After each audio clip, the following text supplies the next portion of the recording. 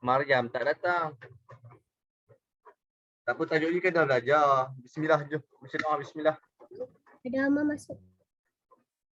Bismillah semua. Cepat ngantuk dah ni. Bismillah. Bismillahirrahmanirrahim. Allahumma tafalaina hikmataka wajur alaina min khazaini rahmatika ya arhamar rahimin amin ya rabbal alamin amin. Okay. Bismillahirrahmanirrahim. Alhamdulillahirabbil alamin wassalatu wassalamu ala asyrafil anbiya'i wal mursalin wa ala alihi wa sahbihi. Bismillahirrahmanirrahim. Al-Fatihah. Okey, Assalamualaikum warahmatullahi wabarakatuh. Kita sambung pengajian kita mata pelajaran Tauhid darjah tahun 3 Buka muka surat minggu lepas kita ulang sikit kita belajar apa minggu lepas? Minggu lepas kita belajar apa?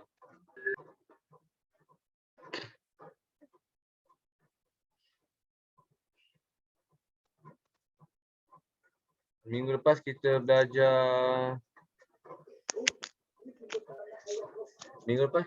perbezaan Rasul, Nabi dan Rasul kan?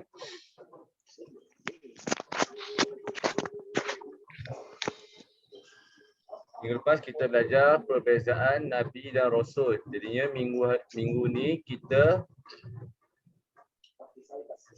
sambung tajuk yang seterusnya muka surat. Muka surat apa tu? 10.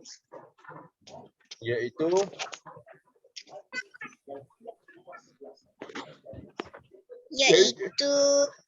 apa?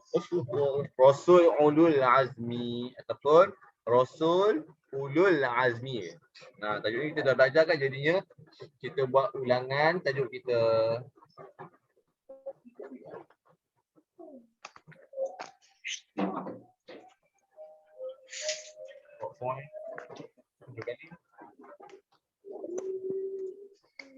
Okey, sambung.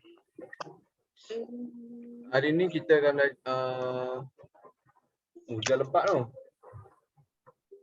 Saya tutup laptop lah, takut bahaya. Cepat. Okey.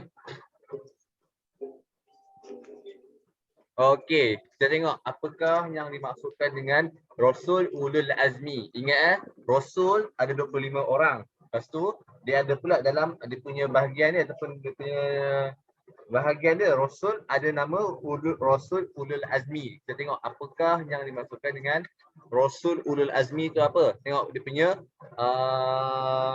ni lah apa nama dialog ni. Assalamualaikum Ustazah. Apakah erti Rasul Ulul Azmi? Dia tanya. Lepas tu Ustazah jawab apa? Waalaikumsalam warahmatullahi wabarakatuh. Rasul Ulul Azmi ialah Rasul yang mempunyai kesabaran tinggi dalam menghadapi ujian dan cabaran. Yang tu adalah tutup mic semua. Amal tutup mic, Rafael tutup mic. Ya, kenapa tersekat-sekat macam ni? Ya, kenapa tersekat-sekat? Okey. Rasul Ulul Azmi ialah Rasul yang mempunyai kesabaran yang tinggi dalam menghadapi ujian dan cabaran. Yang kata masuk kat sini bukan Rasul Ulul Azmi ialah Rasul yang mempunyai kesabaran yang tinggi lah. Dia punya masuk, dia kata dia punya dugaan dan cubaan dia lebih mencabar lah dibandingkan dengan Rasul-Rasul lain. Tapi ingat, masuk kata yang lebih mencabar tu Rasul-Rasul lain yang selain daripada Rasul Ulul Azmi pun mencabar. Cuma Rasul-Rasul Ulul Azmi ni lebih mencabar. Rasul-Rasul lain yang bukan Ulul Azmi pun mencabar. Tapi Rasul Ulul Azmi lebih mencabar. Maksud kata yang tak mencabar tu bukan senang. Rasul-rasul yang lain juga penuh dengan dugaan. Cuma tak secabar, tak seberat dengan Rasul Ulul Azmi.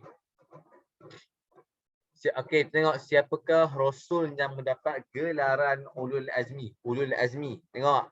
Mereka ialah Nabi Nuh alaihi salam. Nuh.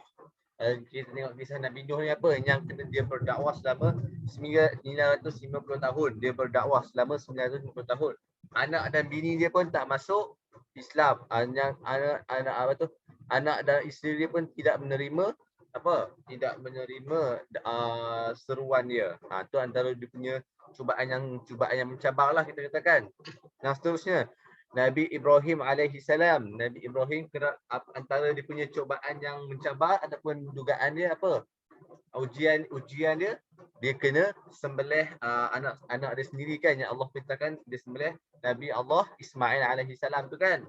Itu antara dia punya ujian yang disampaikan oleh Nabi Ibrahim. Yang kedua, Nabi Musa.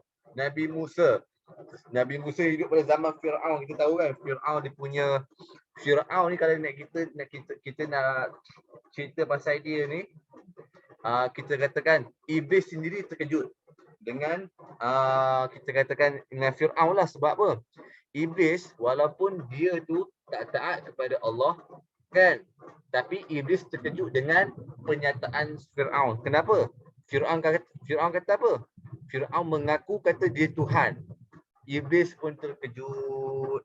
Itu yang kata antara contoh kata nak kata Firaun ni adalah yang paling apa, kita katakan orang kafir yang paling sampai iblis pun terkejut dengan dia punya pernyataan tu. Dia kata sebab apa? Dia mengaku dia Tuhan kan. Itu zaman Nabi Musa alaihi salam. Dan seterusnya Nabi Isa alaihi salam. Kita tahu kan kisah-kisah Nabi Isa ni macam-macam kisah dia. Yang dia kata dia kena salib tapi bukan Nabi Isa kena salib tu. Ada Allah gantikan dengan orang lain. Nabi Isa sekarang berada di langit kan. Allah angkat Nabi Isa masih sekarang ada di langit. Apa? Nabi Isa akan turun ketika mana? Ketika Imam Mahdi muncul dan menolong orang-orang Islam untuk memenangi orang-orang kufar ataupun orang-orang kafir lah kita katakan. Nabi Isa alaihissalam. Jadinya semua ada 5.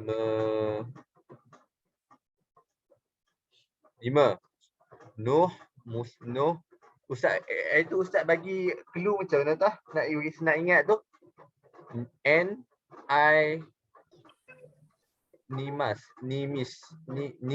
Oh, Nimim kan? Ustaz kata Nimim kan tu kan?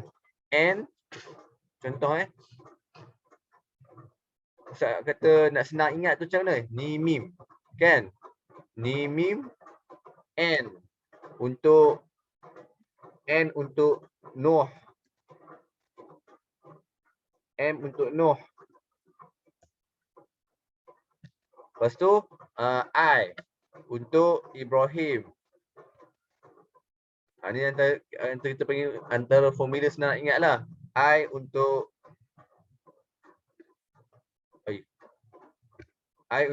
Nabi Ibrahim alaihi salam. Lagi apa lagi? NIM. M untuk Musa. M Musa alaihi salam. I untuk Isa alaihi salam. Dan yang terakhir apa?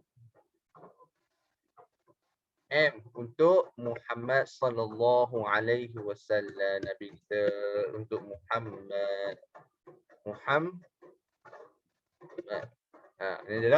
Ini adalah 5 orang rasul yang mendapat gelaran Ulul Azmi. Gelaran apa? Maksud Ulul Azmi apa? Rasul yang mempunyai kesabaran tinggi dalam menghadapi ujian dan cabaran. Ini antara nabi yang mendapat gelaran Ulul Azmi. Nuh, Ibrahim, Musa, Isa, Muhammad, iaitu Nimim singkatan dia. Oi, hujan. Guru cepat. Nimim, Nuh. Ini kamu kena ingat lah ni. Kalau kamu rajin, kamu ambil pensel, kamu tulis dekat buku kamu tu. Senang nak ingat nanti. Tulis je Nimim ni. Nimim, senang. Okey. Muka surat seterusnya. Allah. Muka surat seterusnya, muka surat Muka surat berapa tu? Muka surat 9, 10, 11. Muka surat 11. Okey, tengok muka surat. Oh, muka surat 11 ni je. Okey, muka surat 11. Kita tengok. Erti Rasul Ulul Azmi ni apa? Rasul Ulul Azmi ialah Rasul yang mempunyai kesabaran. Ustaz rakam tau tadi. Rakam.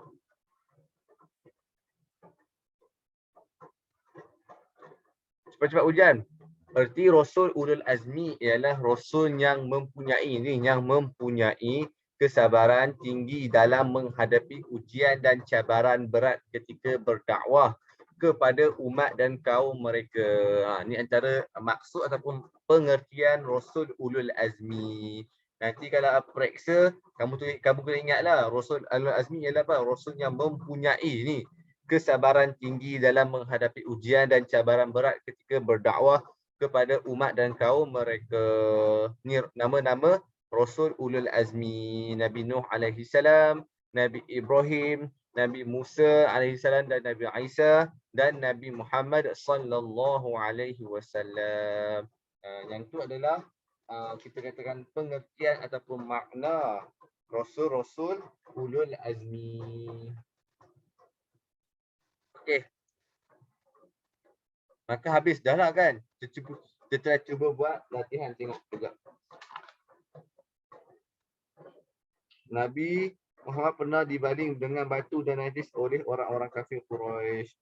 Kalau kita tengok kisah Nabi Muhammad ni bukan setakat dengan Nabi Muhammad pernah dibaling batu, kan?